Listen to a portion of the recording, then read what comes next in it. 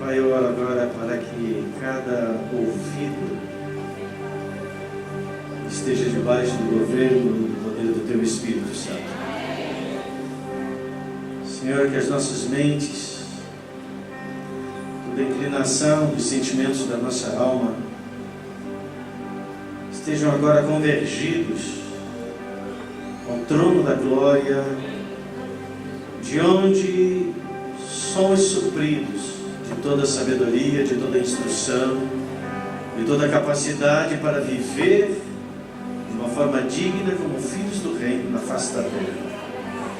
Por isso, Senhor, no nome de Jesus, nós tomamos autoridade nesse lugar e paralisamos, Pai, todo espírito que busca distrair a semeadura da palavra, todo espírito roubador de sementes, fora em nome de Jesus, não tem parte nem sorte neste lugar. Toda tensão, toda preocupação, toda inquietação, Pai, no nome de Jesus, que esses corações, que essas vidas agora recebam o toque poderoso, libertador de Jesus Cristo. Preocupação é viver em pecado, porque é estar descrendo na provisão que Deus disse que Ele cuida de nós a cada dia. Por isso, Senhor, nós levantamos a nossa voz e nos livramos de tudo aquilo, Senhor, que impede o Teu agir, a Tua manifestação, a Tua unção sobre nós nesse lugar. Levantamos a nossa voz com gratidão. Faça isso agora, querido. Agora é com você. Agora é com você. Agora é com você. Agora é com você. Agora é com você. A palavra diz: e sede agradecidos. E sede agradecidos. E sede agradecidos. Comece agora por fé, já agradecer ao Senhor por um caminho sobremodo maior, mais alto e mais excelente. Comece já a dar graças ao Senhor, porque Ele já está provendo tudo para a sua vida, e tudo que Ele deseja é o teu coração. Filho meu, dá-me hoje o teu coração. Oh, aleluia. Oh, Espírito Santo de Deus, Tu és primeiro e único nesse lugar, Senhor. Senhor, não há ninguém mais importante nesse lugar do que a Tua presença. Não há nada mais significativo nesse lugar, Senhor, senão os Teus negócios. Então, pelo poder do Teu Espírito, Senhor, que nós nos despojemos de tudo aquilo, Senhor, que possa competir ou tentar competir, porque jamais poderá prevalecer, é certo, contra as coisas do Teu reino. E nós desde já declaramos Yahvé Shammah, Deus presente nesse lugar, Deus se manifestando com toda a liberdade, o Espírito de Deus se movendo nesse lugar, operando como Ele quer.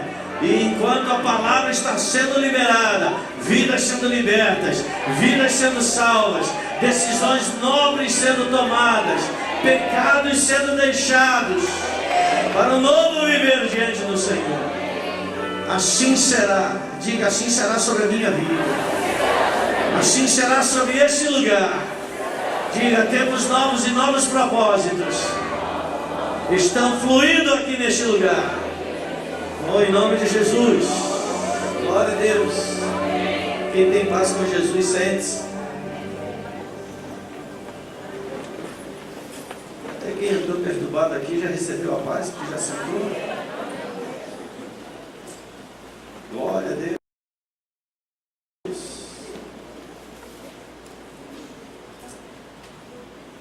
Benjamin, o que começou foi a Taça Guanabara, né? No Rio de Janeiro. Taça Guanabara. Taça Guanabara começou, eu também começo aqui. Não vamos falar de futebol não, mas é claro, falar de Taça Guanabara, não podemos falar de vôlei. Todo mundo aqui já viu uma partida de futebol. Numa partida de futebol existem 11 jogadores de cada lado da equipe. E essas duas equipes têm propósitos completamente diferentes. Uma tem propósito em fazer gol e a outra tem propósito em não levar gol. Uma tem o propósito de vencer, a outra também não tem qualquer propósito, qualquer imaginação de perder. Então, as duas equipes, elas estão ali naquele lugar, naquele campo, rodeadas de um sem número de pessoas, dezenas de pessoas. Vamos pensar, o campeonato da Taça Guanabara não é tão assim, né?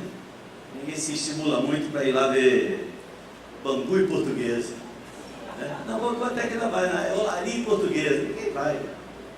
Mas enfim, você imagina assim um estádio com 22 pessoas ali, disputando no campo, e ao redor, nas arquibancadas, você tem 20 mil pessoas. Então, milhares de pessoas estão ali. E todas aquelas milhares de pessoas estão sendo regidas, estão sendo governadas por uma equipe muito pequena, de 4, 5 pessoas que se chamam árbitros da partida, no qual um só é que está, vamos dizer assim, dentro do campo, né? Porque os auxiliares, eles ficam, né, correndo ali do lado de fora do campo. Então, todas aquelas dezenas, centenas, milhares de pessoas estão debaixo da instrução, estão debaixo do aspecto legítimo, legal, segundo as regras do futebol, limitadas por aquele único homem. O gol pode ser ilegal, mas se ele achou, ou se o bandeirinha sinalizou que foi impedimento, acabou. Não vai valer o gol.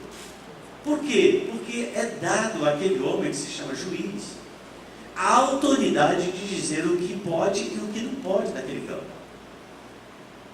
Jamais seria possível uma partida de futebol, senão no tempo quando a gente era criança, sem juiz. Você lembra quando, né, quem jogou futebol quando era criança, quando você fazia aquelas peladas lá, né, não tinha juiz, né? Então ficava naquela, não, saiu a bola, saiu não, saiu, passou a linha, não foi gol, foi gol, foi gol, não foi gol e tal. E ficava aquela discussão e, né, enfim, a gente nem sabia onde chegava aquilo. Mas numa partida oficial, todos ali têm que competir de acordo com as regras. Eles não podem jamais competir sem que aqueles árbitros estejam em campo. Se aqueles homens, se aquele homem, principalmente o juiz, não estiver em campo, você pode imaginar, Benjamin, né, um Flamengo e Vasco, por exemplo, e o juiz diz assim, não, hoje não vou optar não, vocês jogam aí, né, e vocês fiquem na paz. Misericórdia, o negócio vai ficar extremamente difícil. Então, aquele grupo, e eu vou chamar a equipe de árbitros, né, porque o árbitro ele não trabalha sozinho, aquela equipe de árbitros, ela está ali naquele lugar para governar sobre as duas equipes. Não importa as opiniões dos jogadores, o que vai sempre prevalecer é a decisão daquele juiz. Se a gente for comparar a relação de quantidade, poucas pessoas traçam resultado de toda aquela partida. Pode existir 100 mil pessoas no estádio, mas quem, né, vamos dizer assim, vai conduzir e até mesmo, algumas vezes, contribuir para o resultado de uma forma acertada ou de uma forma errada, é aquele homem, o árbitro, o juiz. E ele precisa caminhar segundo a regra. E se ele errar, a partida não vai ser mudada o resultado. Mas certamente ele vai ser excluído, vai para a geladeira, ele não vai poder durante algum tempo apitar em uma partida por causa do erro que comprometeu, às vezes, uma posição do campeonato, até mesmo do campeonato. Quando eu penso nessas coisas, fazendo aqui, é claro, uma comparação muito válida, como discípulos de Cristo, somos colocados na terra para que esse ambiente seja regido por homens e mulheres que trazem as leis dos céus para elas se cumprirem na terra. Numa partida de futebol, não importa o que os dirigentes querem naquele ato do jogo, não importa o pensamento político dos jogadores, não importa a opinião deles sobre qualquer outro tema, o que vale ali é estritamente as regras. O livro que está ali, ou que existe com todas as regras, é o que é consultado, é o que é considerado para que a atuação daquele árbitro seja adequada. Irmãos, o mundo não vive um caos completo.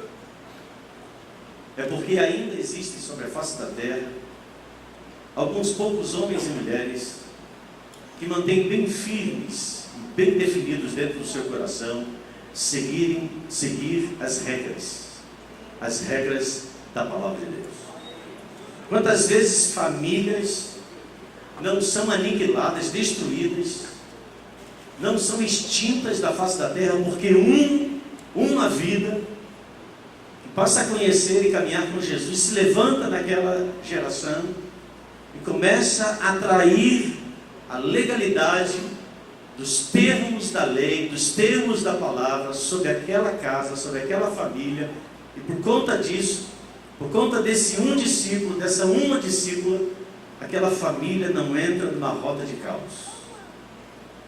Talvez tenha sido essa, possivelmente, a experiência de alguns aqui, como foi certamente a minha experiência, como alguém nascido numa família que não conhecia Jesus, e que, se não for a intervenção de Deus salvando alguém naquela casa, que foi inicialmente meu pai, eu hoje não poderia dizer aqui que somos 42 vidas a partir do meu pai, meus irmãos e então todos aqueles que foram casando, sobrinhos, e hoje somos 42 numa mesma família, família Santiago, e todos confessam a Jesus como Senhor.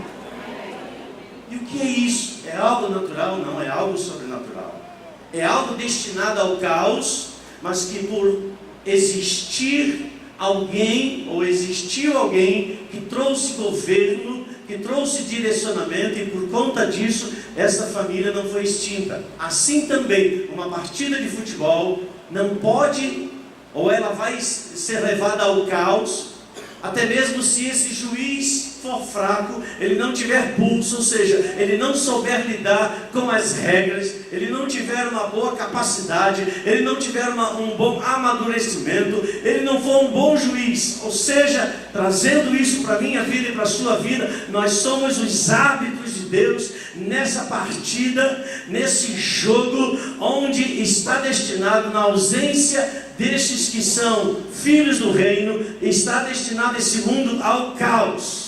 Mas o caos, ou seja, a quase que destruição geral, não acontece, por mais que a gente veja caos e destruição na nossa cidade, na nossa nação, mas ainda assim somos poupados, porque quando eu olho para o livro de Apocalipse e começo a ler, e você começa a ler a respeito das trombetas, que são os anúncios que Deus está fazendo através de João, que é aquele que recebe todas essas revelações na ilha de Patmos. João não está escrevendo para o mundo falando a respeito do caos que virá a eles, aqueles que estão no mundo. João está escrevendo para a igreja.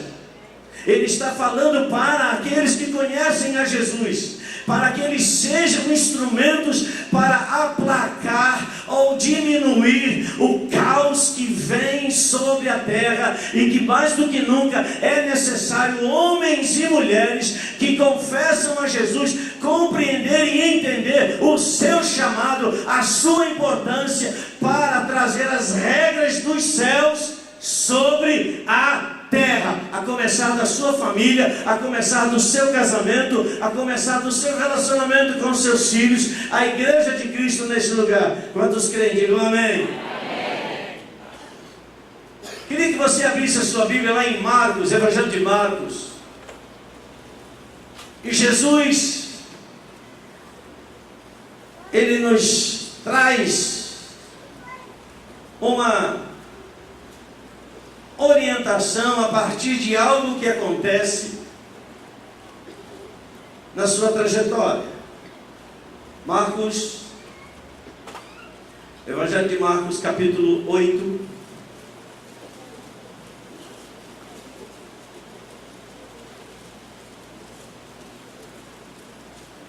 Versículo de número 31.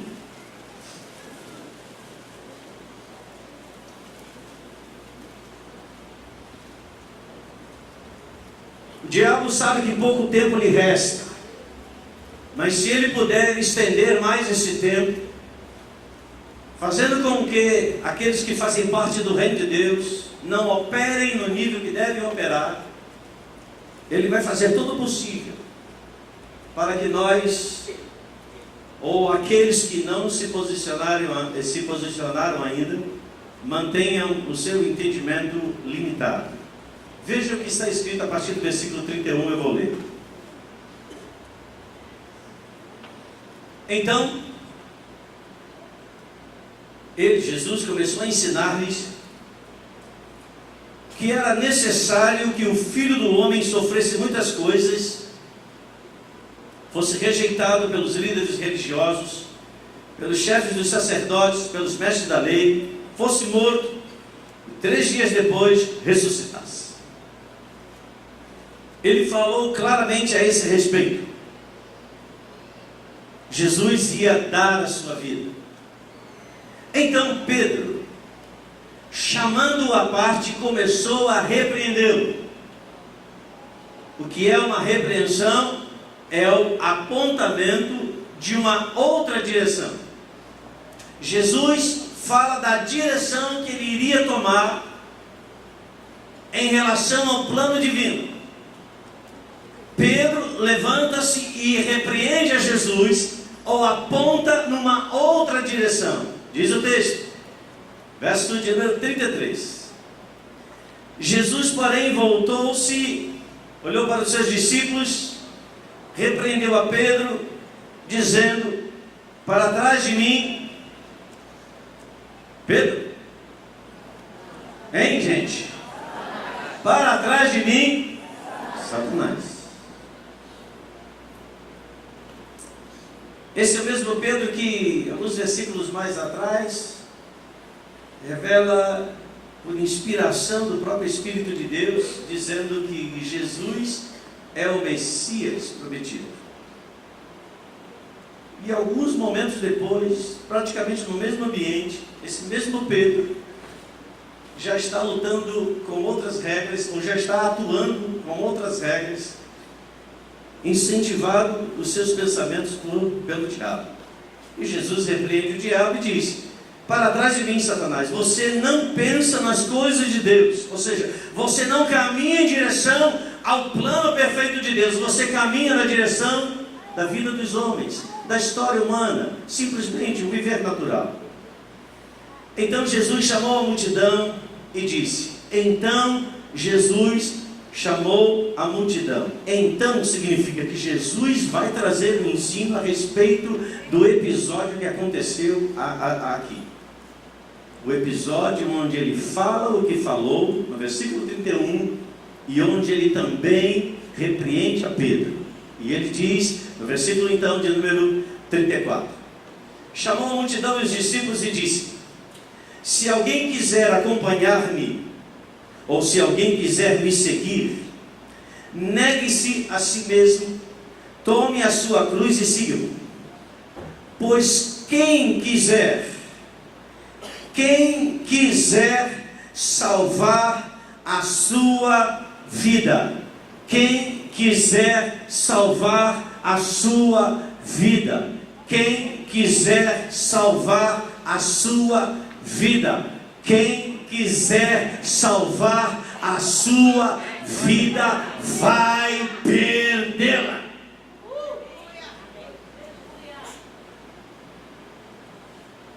O que é que Jesus quer dizer em salvar a sua vida?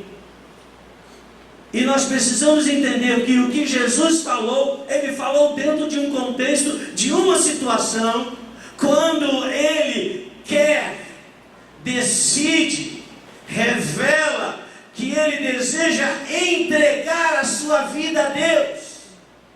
Jesus, ao morrer na cruz, não estava entregando a sua vida nas mãos do diabo. Jesus estava sendo entregue diante do altar de Deus. Jesus estava dizendo: eu quero ser verdadeiramente um filho maduro, ao ponto de entregar a minha vida ao querer do meu Pai. Então, por isso ele diz: quem não quer entregar a sua vida ao Pai, vai perdê-la. Porque o que é não entregar a sua vida ao Pai é quem quiser preservá-la. É quem quiser usar a sua vida como bem entende. É quem quer, sendo... Veja, Jesus está falando para a multidão, mas Ele está falando também para seus discípulos. Ele não está deixando aos discípulos escolha, assim como Ele, como alguém que veio para fazer a vontade do Pai. Quantos aqui foram salvos para fazer a vontade do Pai? Meu amado, fomos salvos para fazer a vontade do Pai, não temos escolha. Se somos chamados para o emprego e ali somos admitidos, nós não podemos chegar lá e dizer para o nosso, aquele que está nos contratando: olha, eu vim aqui para exercer essas e essas funções, você por favor prepare este lugar, olha, não vou fazer aquilo, só vou fazer aquilo. Não. Você, quando você foi contratado, você tem que se submeter às normas e à vontade daquele que te arregimentou, daquele que te contratou. Sim ou não, gente? E claro que muitas vezes a pessoa, no afã de querer o emprego, ela se submete: não, tudo bem, mas logo depois que ela se estabelece, depois que ela arruma o cantinho dela, ela começa a segurar a onda, ela já não se dedica, ou seja, ela está atuando ilegitimamente. Ela não foi contratada para fazer a vontade dela, ela foi contratada para fazer a vontade daquele que o contratou. Eu e você fomos chamados para fazer a vontade daquele que nos contratou, e o preço foi o sangue dele. Mas por que é que tem tanto crente manhoso? Não quero fazer isso não. Vamos orar não quero orar. Vamos visitar, não quero visitar. Vamos passear, não quero passear. Vamos para o discipular, não quero discipular. Vamos para o culto, não quero ir para o culto. A quem você pertence?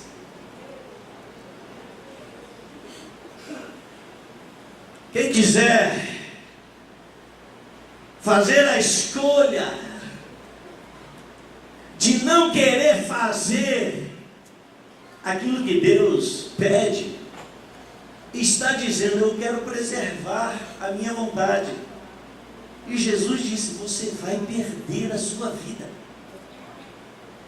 Jesus não está falando isso para pessoas incrédulas, Ele está falando isso para seus discípulos. E a sua palavra está falando para mim e para você hoje. Mas vamos avançar um pouco mais.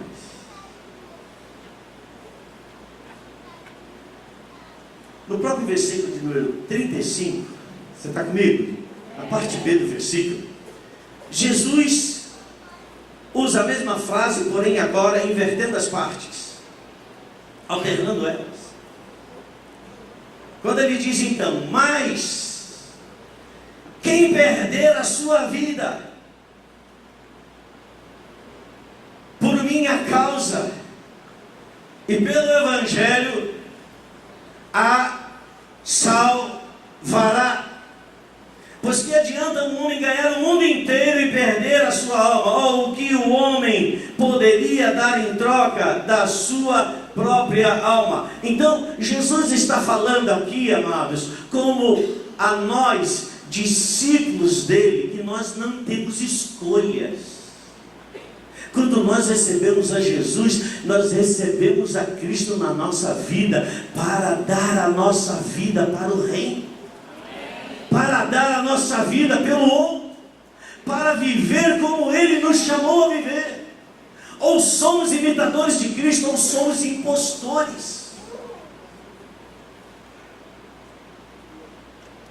O Evangelho é liberdade para morrer.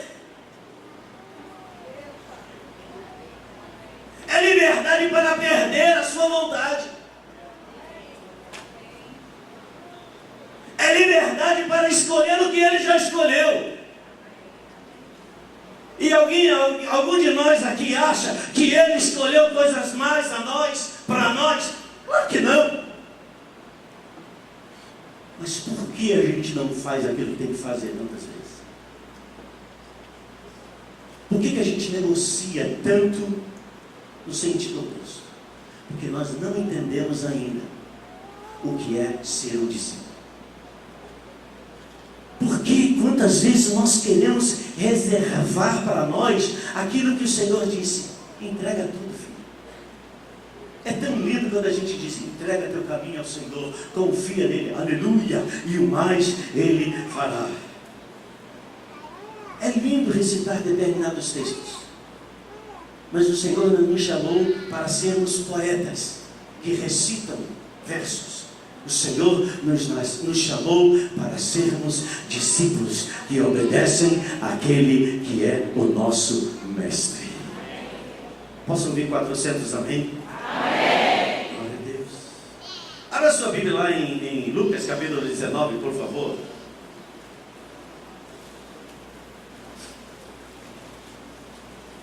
Lucas capítulo 19, Jesus fala algo também aqui.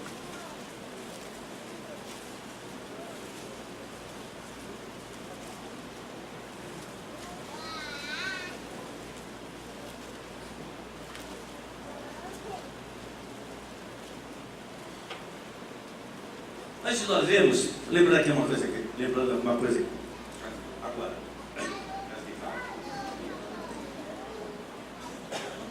Um dos filmes mais recordes de bilheteria, talvez das últimas décadas, foi o filme Titanic. Quem viu Titanic? Todo mundo.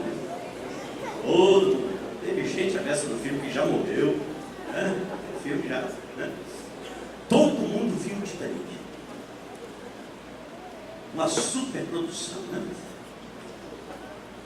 A história de um construtor inglês que resolve construir a maior embarcação de transporte de passageiros até então conhecida no mundo inteiro.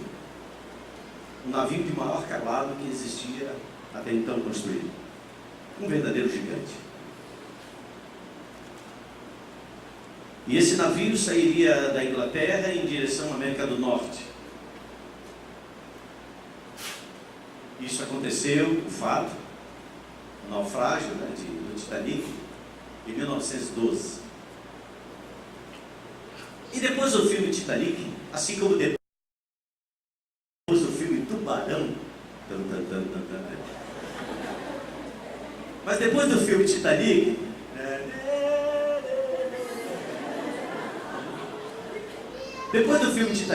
vários documentários foram surgindo, né?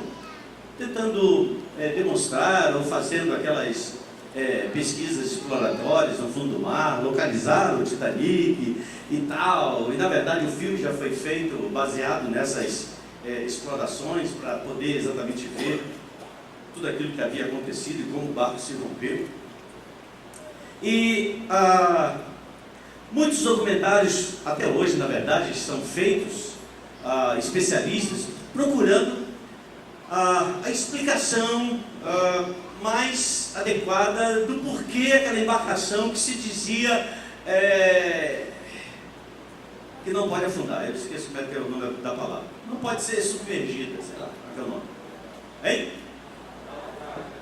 Não podia naufragar, isso, não podia naufragar. Onde se diz que até o construtor dizia assim: meu Deus, pode afundar esse barco. E alguns tolos acham que Deus vai lá e botou o dedo e matou 1.500 pessoas, né? Fazer o quê? Mas muitas explicações foram trazidas, e uma delas que eu li, eu achei muito interessante, e acaba tendo uma conexão com isso que a gente vai ver aqui no texto. Havia um segundo comandante, era o segundo em comando lá naquela embarcação, e era a primeira vez, então, depois de construído, que ele faria uma viagem tão longa assim, e aquele barco enorme, Se você lembrar, estamos falando de 1912, então os meios de navegação ainda eram muito visuais e não por equipamentos, como nós temos hoje. Praticamente marca lá latitude, longitude, e o barco sai daqui até lá sem qualquer ação humana, senão ali no porto e coisa assim. Ele vai embora, guiado pelos satélites, aquela coisa toda, GPS. Mas em 1912 não existia tudo isso, então a tecnologia era o olho, era a capacidade de olhar e ver à frente. Para isso existia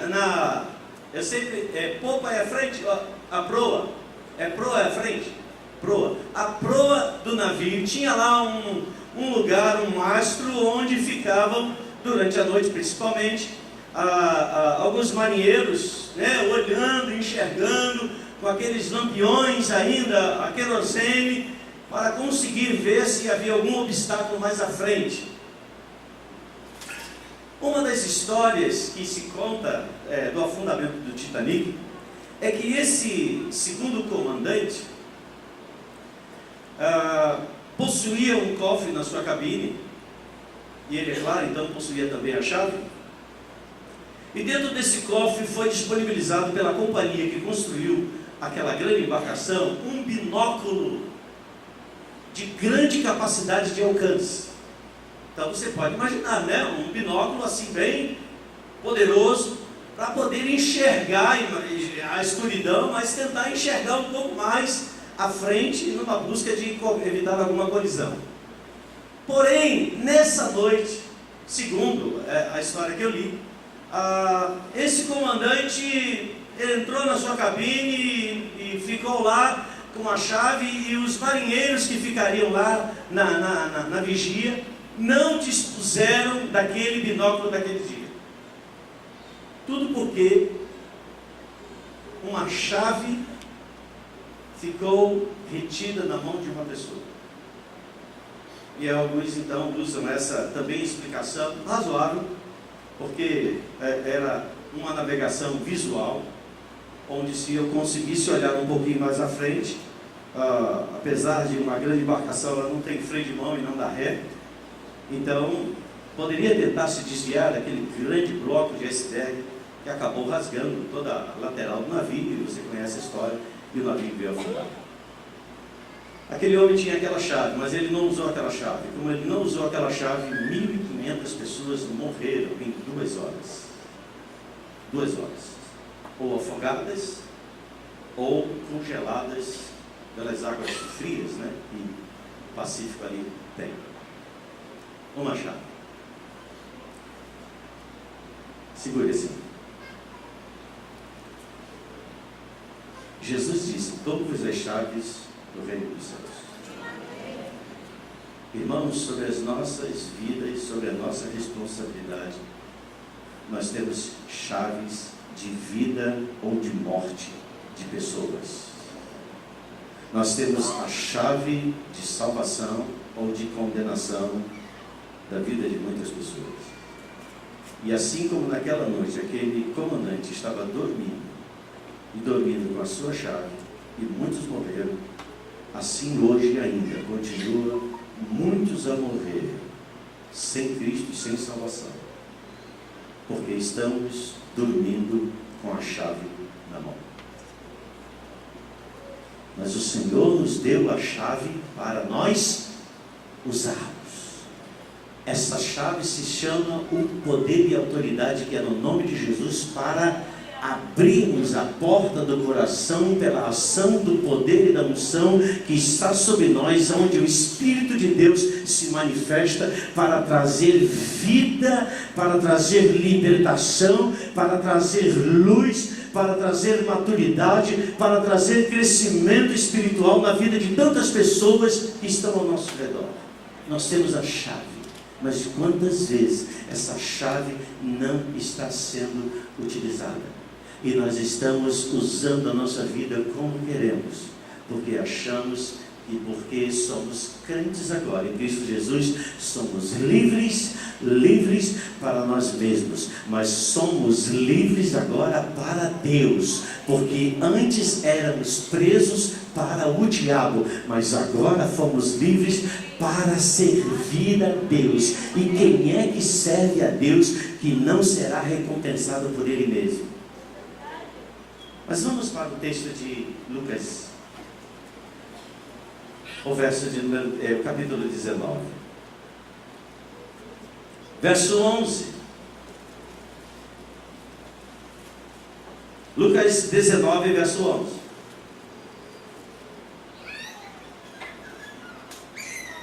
Estando eles a ouvi-lo, Jesus passou-lhes a contar uma parábola.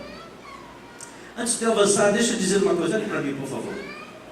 Irmãos, Jesus não tinha um pupurri, vocês entendem o que é pupurri, né? Uma diversidade de mensagem. Não, Jesus tinha um foco.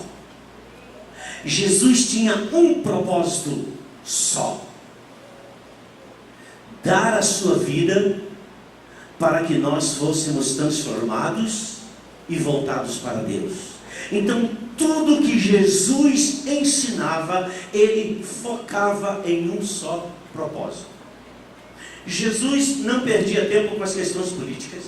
Jesus não perdia tempo com o que as pessoas falavam sobre ele. Jesus não perdia tempo com as situações que estavam ao seu redor. Ele tinha um foco. E o foco era viver e manifestar aquilo para o qual ele foi chamado.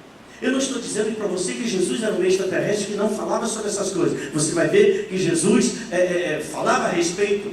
Ele falou, conversou com Pilatos. Ele falou a respeito de Herodes. Mas você não vê na Bíblia um Jesus político. Você vê Jesus, um verdadeiro Filho de Deus, gerando na terra aquilo que estava no coração do Pai dos céus.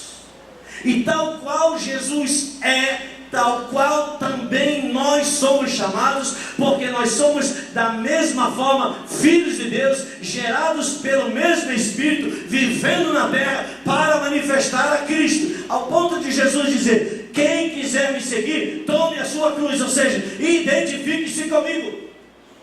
E identificar-se com Ele significa viver genuinamente o Evangelho de Cristo Jesus. Irmão, sabe o que eu estou pregando hoje? Legume. Legume. Não tem muita revelação, não tem muita glória a Deus, não tem muita aleluia. Mas o que precisa é prática. Precisamos praticar, praticar, praticar. Temos que voltar aos rudimentos da fé. Vocês vão ver esse ano. Não vai vir aqui nenhum pregador famoso, não. Não vai vir, não. Nenhum. Sabe por quê? Eu não quero que ninguém seja atraído por causa do nome, mas que você seja atraído por causa da verdade. E talvez a gente se surpreenda de alguém chegar aqui convidado, que não é muito famoso, e dizer: meu Brito, as coisas que você sabe desde criança. Você diz: essa é a mensagem. Não, mas isso eu já sei. Isso eu estou careca de saber, e alguns estão careca mesmo.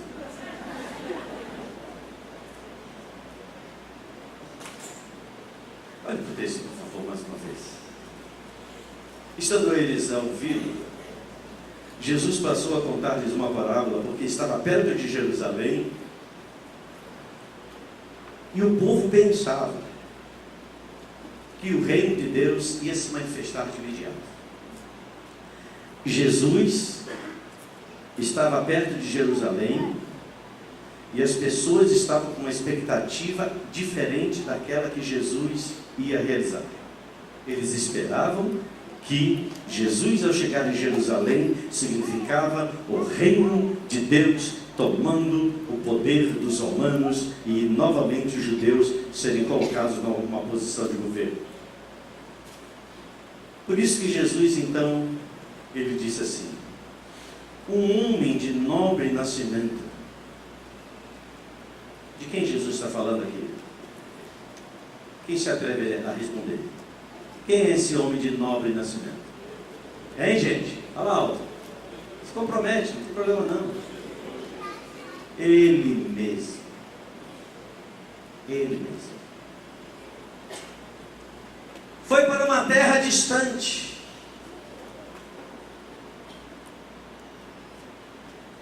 Para ser coroado rei. E depois voltar. Então Jesus está contando uma história profética aqui. Porque ele não havia ido. Mas ele já estava dizendo que ele iria. Ele seria coroado rei. E ele vai voltar. Cutuca teu vizinho e diga assim para ele: tu se segura na onda, porque ele vai voltar. Põe azeite nesse rolimã, desse skate, porque ele vai voltar.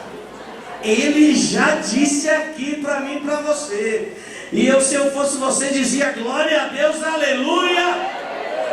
Diga, ele disse que vai voltar. Ele disse que vai voltar. Olha, um homem de nascimento nobre, sem pecado, é o nascimento nobre. E que, continua ele dizendo, foi para uma terra bem distante. Parece daquele conto, né? Como é que é o nome daquele conto? É do Shrek, né? Shrek, bebê de Shrek. Bebê de Shrek. Como era o nome do reizinho? Aquele reizinho daquele tamanhinho. Enfim. Você tem que ver mais desenho animado, gente. Vocês estão vendo um filme de terror, hein? Um homem de novo nascimento foi para uma terra bem distante para ser coroado rei e depois voltar. Então, chamou 10 dos seus servos e lhes deu 10 minas, que é uma expressão monetária, financeira. E disse o que a eles? Hein, gente? Vamos falar bem alto. Negociai até que eu volte. Diga mais uma vez: ele volta. Ele volta.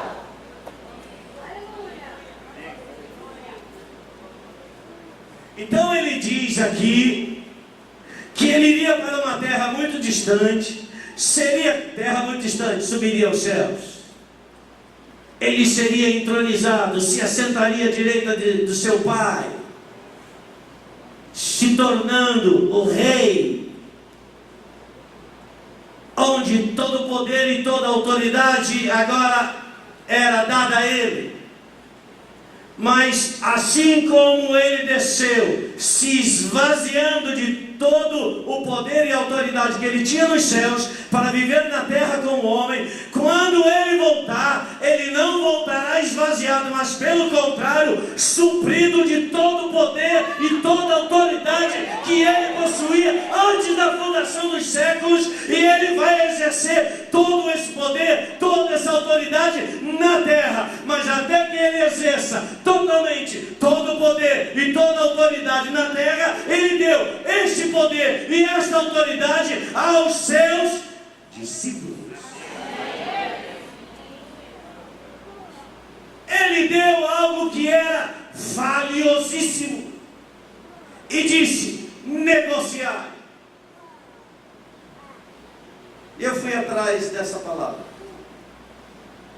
Pragma theomai. Não é praga, não, é pragma. Pragma theomai. Essa é a expressão para a palavra negociar, que é uma composição de duas palavras, onde a primeira dela é pragma, de onde vem pragmático. E a palavra pragma quer dizer,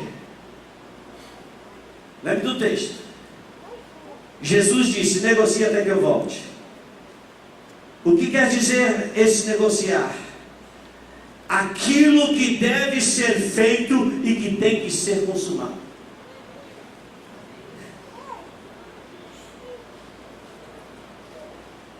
Vamos levar para o seu trabalho, mais uma vez, secularmente falando. Tem que entregar o contrato da empresa, tem que entregar o produto, tem que fazer a entrega, tem que fechar o caixa, tem que fechar o balanço. E essa responsabilidade é sua. Mas você tem um horário.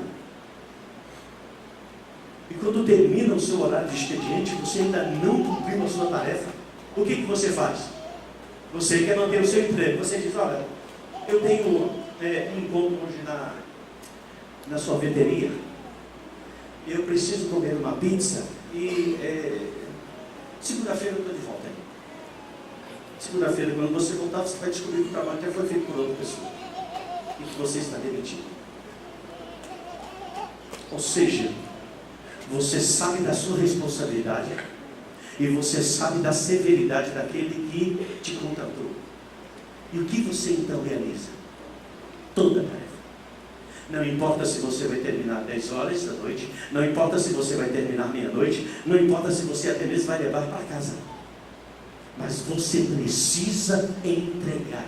Quem está entendendo isso? Irmãos, por que a gente faz isso nas questões naturais, mas tudo aquilo que muitas vezes envolve o reino de Deus, desculpe a expressão, a gente empurra com a barriga.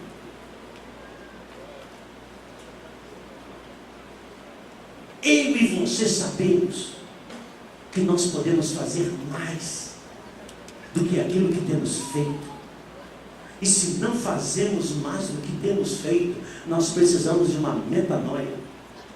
Nós precisamos de uma mudança. A gente diz também de vez em quando, só para fazer de conta que você está recebendo.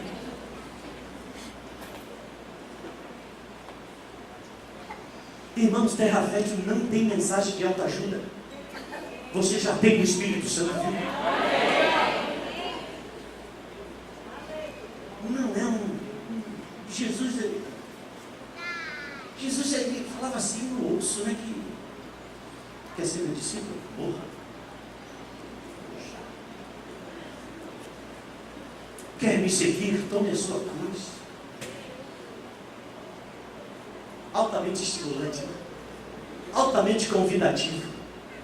É claro que eu estou olhando para o rostinho de vocês, alguns estão dizendo que hora vai acabar essa mensagem. Daqui mais 1h30 aproximadamente. Eu quero fazê-los sofrer hoje. Sofrer por Cristo Jesus. Aleluia.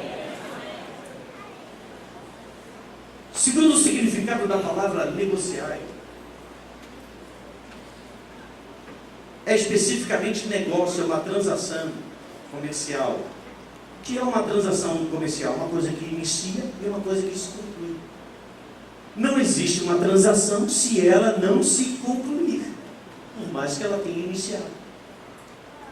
E o terceiro significado composto aqui dentro dessa expressão é que essa expressão ela tem um caráter jurídico, ela tem uma composição de lei, ela tem uma característica de um processo legal.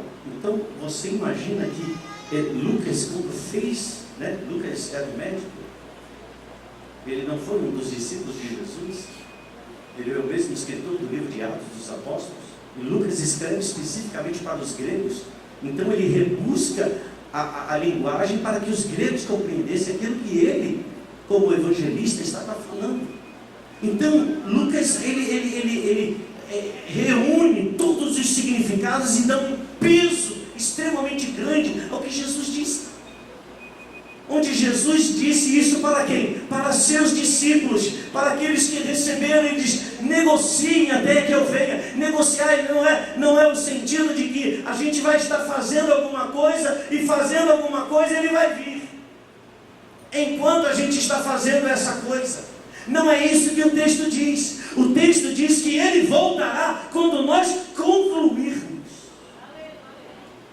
Ele vai voltar quando aquilo que precisa acontecer em todo o universo se completar.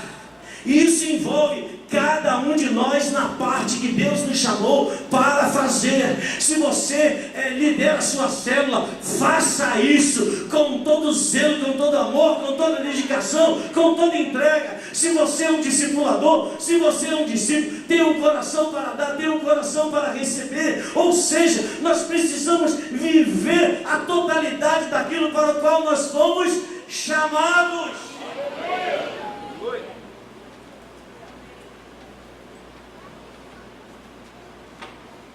Vamos a mais legumes. Ninguém vai comer mais churrasco do maninho aqui, hein? Ah, brincadeira, maninho. Vamos comer legume assado, legume na brasa. Deve ser legal esse negócio, hein? Depois a gente divide em outros. Pula.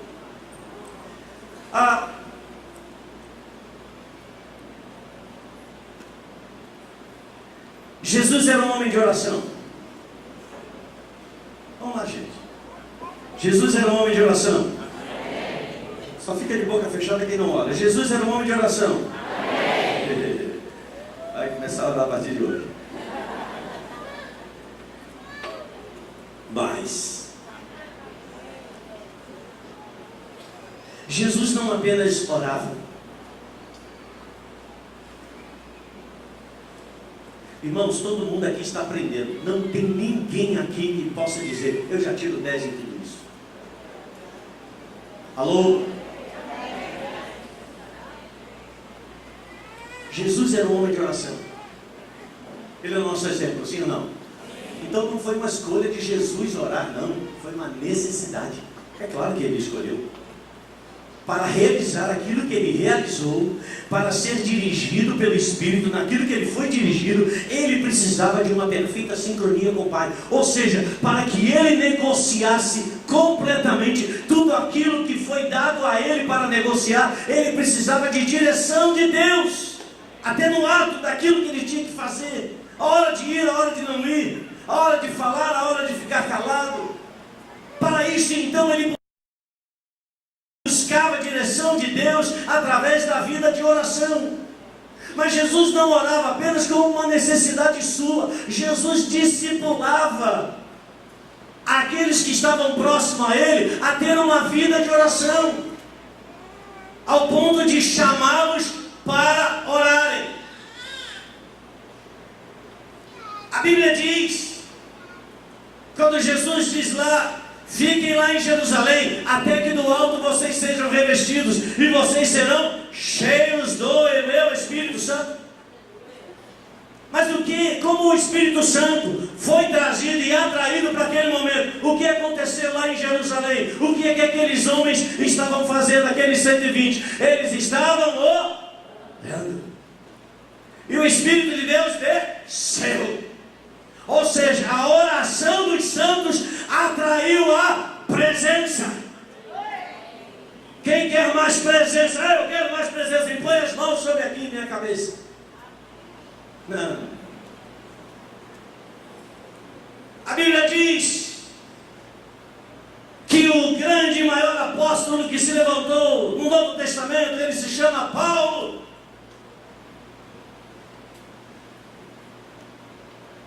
O Senhor deu um sinal a Ananias: Ananias, vai até esse lugar, entra na casa tal, e ali você vai encontrar Saulo, vírgula, e ele está orando.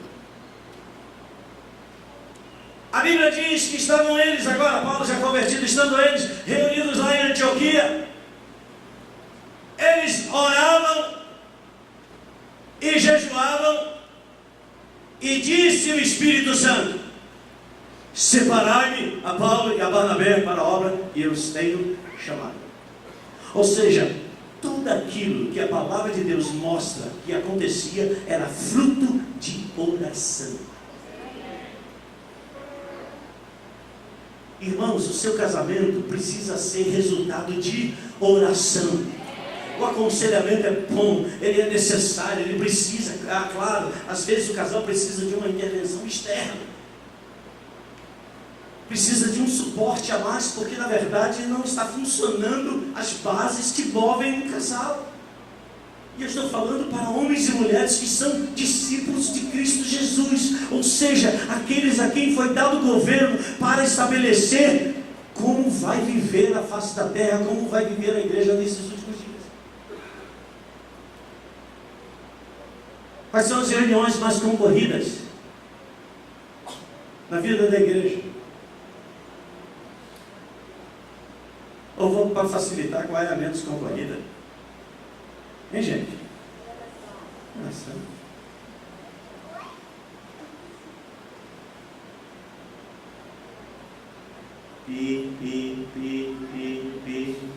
Deputado. Vocês não vão me ver mais terça-feira atendendo ninguém nesse gabinete. Terça-feira eu estou aqui orando, junto com os meus irmãos. Terça-feira, como na terça-feira passada, meu amado, foi tremendo. E vai ser assim cada uma das terças, até que vejamos toda esta casa cheia de homens e mulheres, cheios do fogo da presença de Deus, clamando, orando, jejuando, intercedendo, cheios da presença de Deus. E você vai perceber que a sua vida vai dar uma guinada violenta. Há muitas coisas que estão travadas, há muitas coisas que às vezes não andam, não é porque Deus não quer. Ele tem já decidido fazer o melhor para mim e para você. Mas Ele diz: buscar-me-eis e me achareis quando me buscardes de todo o vosso coração. Ou seja, nós precisamos realizar a tarefa por completo. Se somos discípulos de Cristo Jesus, meu amado, eu sei, alguém vai dizer: ah, mas eu tenho esse compromisso, aquilo, outro. Eu não quero entrar nessas questões. Você é suficientemente maduro para administrar a sua vida, mas você também é suficientemente maduro para abrir mão de favores de Deus sobre a sua vida pela ausência de oração.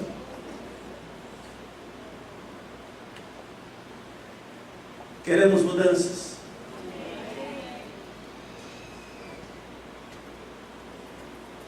Orar. Temos que orar. Ah, mas eu já oro na minha casa. Jesus falou: se dois de vós concordarem. Tem um negócio diferente que acontece quando é além de você. Quando dois de vós concordarem sobre qualquer coisa na terra, isso vos será dado pelo meu Pai que está nos céus.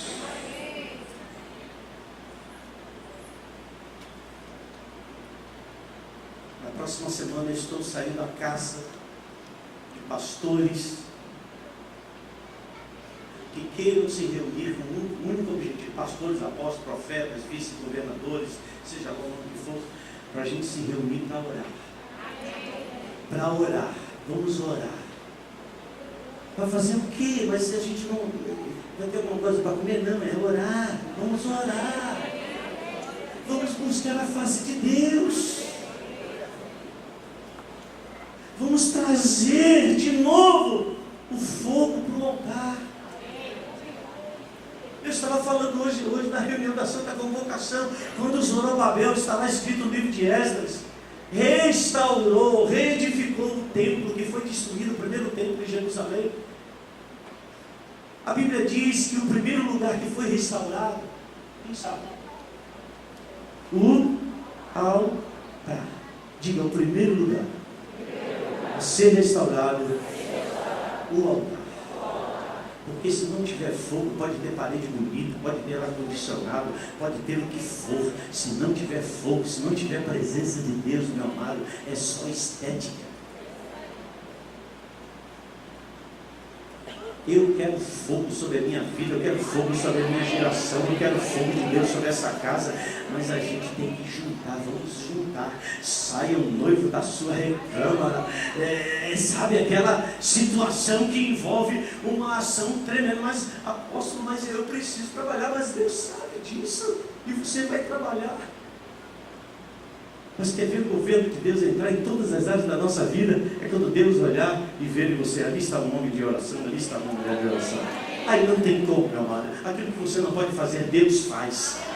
Ou seja, nós não podemos ficar apenas no discurso daquilo que sabemos que devemos fazer. Nós temos que praticar. E para a gente praticar, a gente vai ter que reorganizar as nossas prioridades. Porque Jesus disse: completem aquilo que precisa ser feito.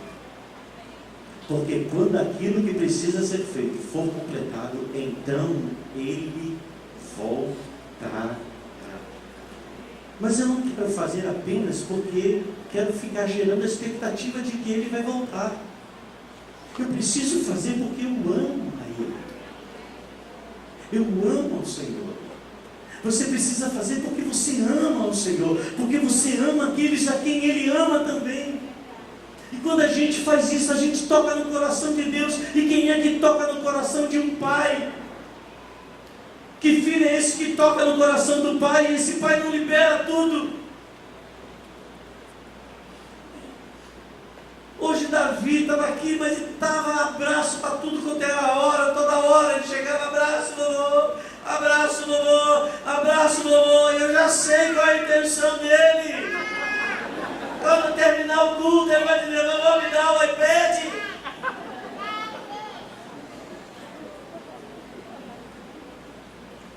Ele é uma criança.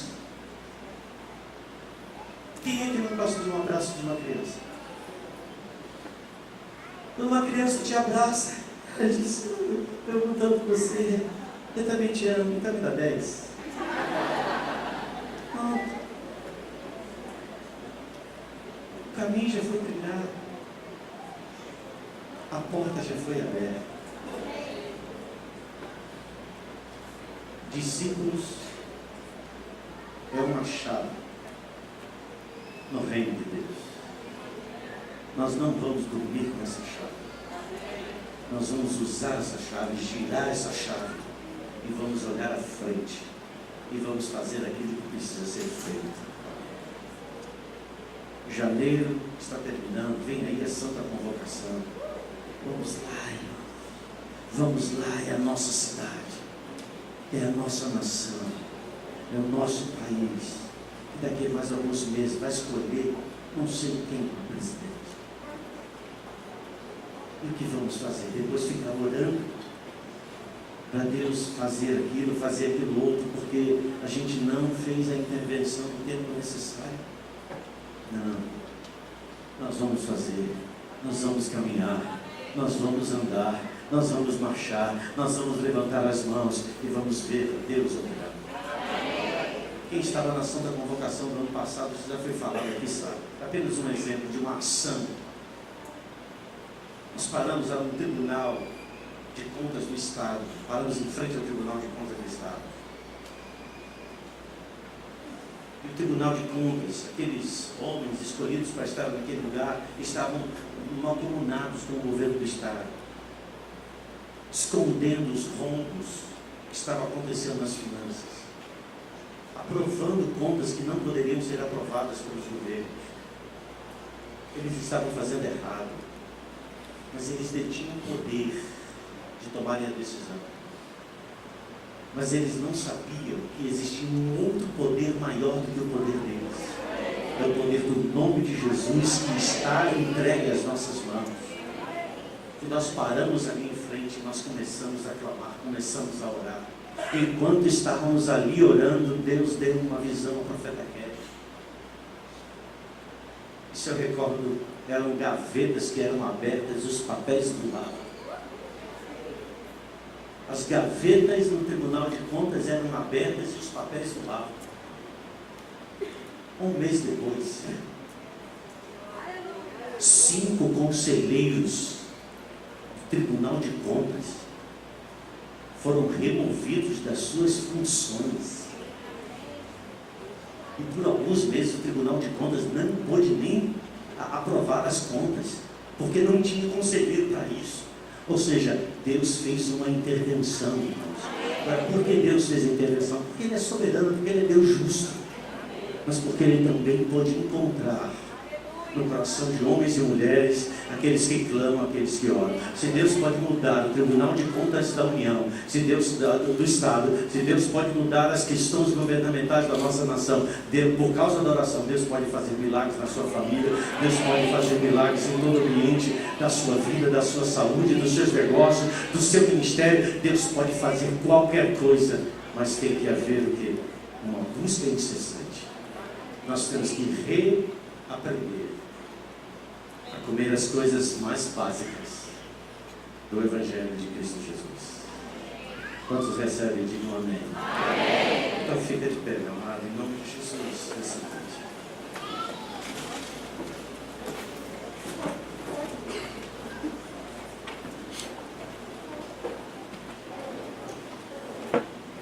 O que a gente precisa fazer de uma forma prática?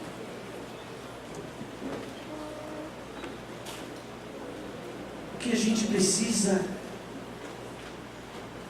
como ato de transformar discurso ou fé em ação? Nós precisamos considerar aquilo que estamos ouvindo. Jesus falou para aqueles homens: eu vou, mas eu vou voltar. Eu não li toda a parábola, mas você pode continuar a ler. Quando ele voltou, ele chamou cada um daqueles que receberam para prestar contas do que eles haviam feito, ou não, e não o que eles estavam fazendo. O que eles haviam feito. E quando ele voltou, aqueles dois primeiros disseram: olha, o Senhor me deu tanto e eu concluí, acrescentando mais tanto. Jesus disse: fiéis. Vocês foram discípulos fiéis. Você sabe que aquele último recebeu tanto e fez o quê? Guardou. O que é guardar? Não se comprometer. O tempo foi passando. Cutuca teu vizinho, diga para ele: o tempo está passando, meu amado. E aí, como é que vai? Como é que vai o testemunho? Vida com Deus? Como é que vai o casamento? Como é que vão os filhos?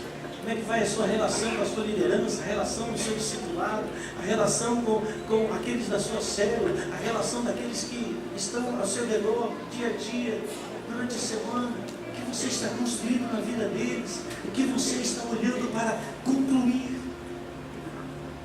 Não tem como, irmãos. Se somos chamados para completar. Por isso é que Paulo diz: completei a carreira. Por isso que Jesus da cruz, ele disse: está completado, está consumado.